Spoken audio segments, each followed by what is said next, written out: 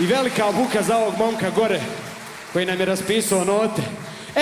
Emir Merjemić, ajmo buke!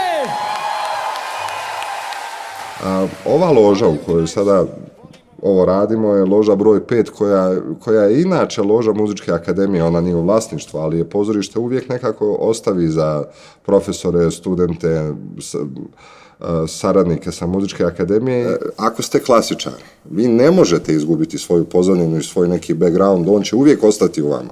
Vi možete da radite mnogo stvari sa strane, ali da uvijek ipak negdje znate čemu se uvijek možete vratiti i šta je ono što vas možda ispunjava, šta vas privatno ispunjava i šta ćete vi svojoj nekoj publici nuditi.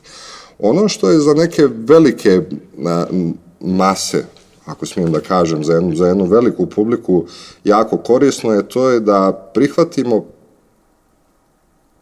pa makar i bilo koji način na koji možemo klasičnu muziku približiti publici.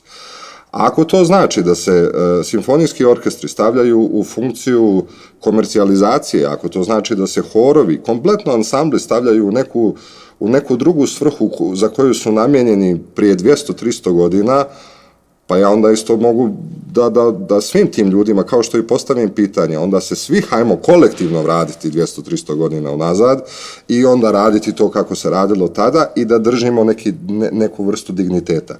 Taj dignitet struke koji je postojao nekada i u onim prošlim sistemima, on danas nije održiv. On nije održiv jer vi imate publiku koja ipak mladu publiku koja zna šta hoće da čuje, zna šta hoće da vidi. Vi njoj ako to ne ponudite, vi ste bezuslovno gotovi i tu nekog kompromisa nema.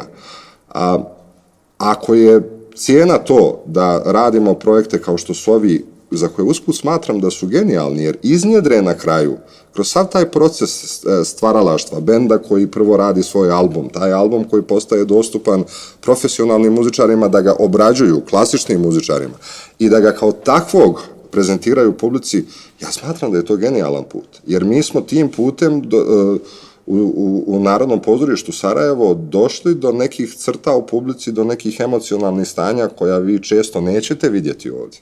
Svi ruke, gore!